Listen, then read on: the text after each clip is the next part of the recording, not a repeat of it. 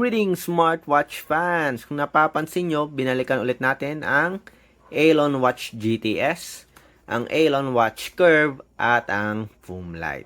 So, i-compare natin ulit yung smartwatch na ito. And yung focus natin ay yung sa sports function. So, sa nag-request, kung pwede daw makita at may compare ang iba't ibang sports function sa GTS, Curve, at Lite. Okay? So, kung nagbabala kang bumili and you're thinking kung ano yung mas maganda na smartwatch when it comes to sports, panoorin nyo yung video na ito. Okay? So, i-check natin isa-isa. Ko-compare natin ang bawat smartwatch specifically sa sports function. Kung may mga katanungan, drop lang ng comment. Again, share, like, at subscribe sa ating nag-iisang Smartwatch Pinoy TV. Okay, so simulan na natin. So, sinuot na natin yung tatlong smartwatch na to para mas madali nating ma-navigate yung sports function ng bawat smartwatch. So, ito yung Foomlight. Ito naman yung isa. Ito yung Curve. At yung isa, ito yung GTS. So, titingnan natin. So, punta tayo dito sa sports function. Press lang natin. Yan, activity. Yung isa, tingnan natin. Sports. Saan ba yung sports? Ayan. Okay, so activity. Yung isa naman, exercise. Activity yung sa GTS. So, tingnan natin. So, popular sports. So, may category kagad dito. Ito naman, direct.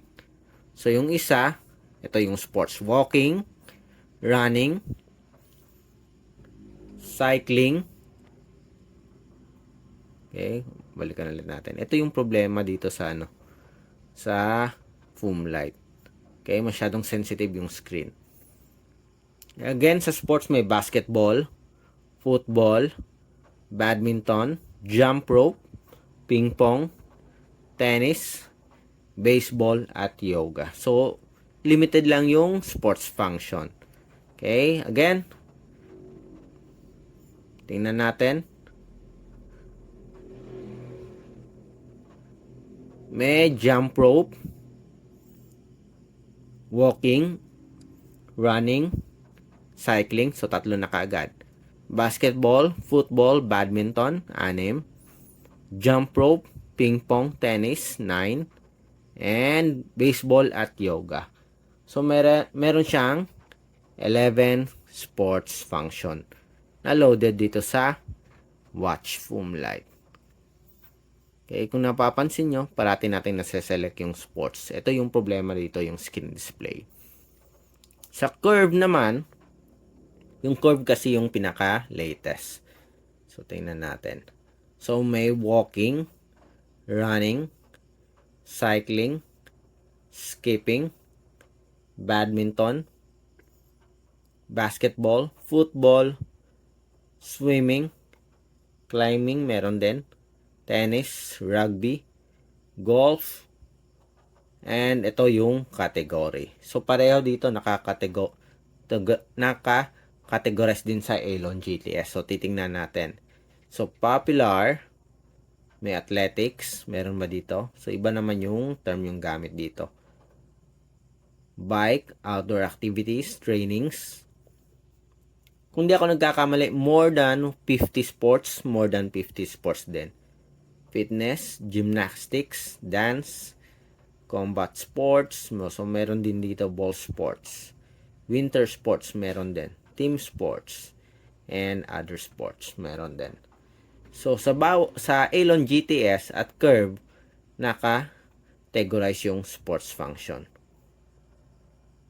Okay, select lang tayo dito ng kapareho. Tingnan natin. So, mas maganda yung pagka-categorize ng sa Watch Curve compared sa Alon GTS dito. So, tingnan natin. Punta tayo. Winter sports, meron ba? Yun, tingnan natin. Bobsleigh, Okay, other sports, paddleboarding. Pero maraming list yung sa GTS. So, mas marami siyang option.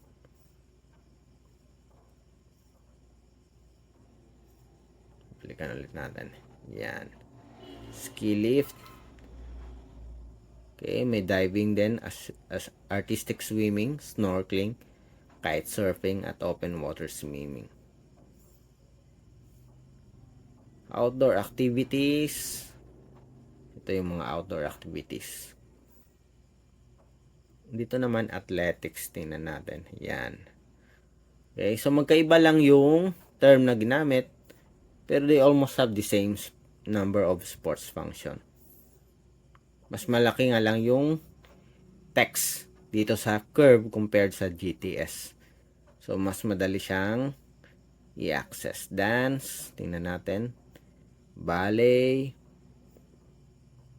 Zumba, Latin dance, street dance. Okay, so mas marami dito yung nakalagay sa watch curve compared sa GTS. Tingnan nga natin yung popular. Wala. So, yung popular, lalabas lang dito yung mga recently or usually na sports na ina-access nyo. Ball sports. Okay, so sa popular, yung mga paboritong sports na palagi mong ina-access. Okay. Mas maganda yung pagkakategorize talaga ng watch curve. Madaling hanapin.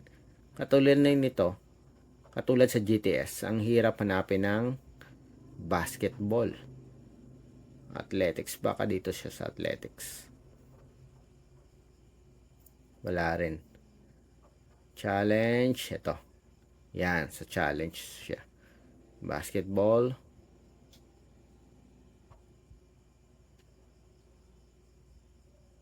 Meron ba dito?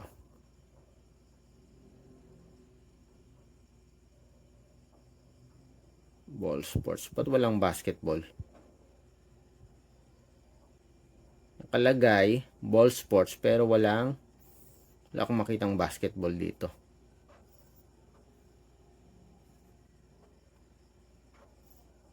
Other sports, tingnan natin. Wala rin.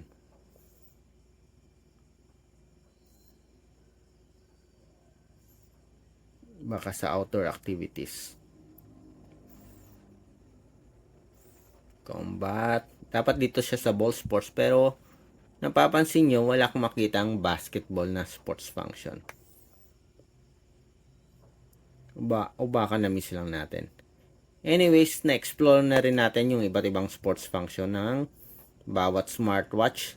And so far, yung may magandang list of sports function ay yung sa GTS at sa watch curve. So, kung sports yung hanap nyo, okay, so hindi ko nire-recommend yung Alon Watch Foam Light. Although maganda yung pagkaka-design, kulang sa sports, hindi rin maganda yung screen display. Okay? Pag sa sports naman yung pag-uusapan, napakaraming options dito sa watch curve at sa Alon GTS. Okay? So that's it sa maikli nating review ng mga sports function ng bawat smartwatch from Alon.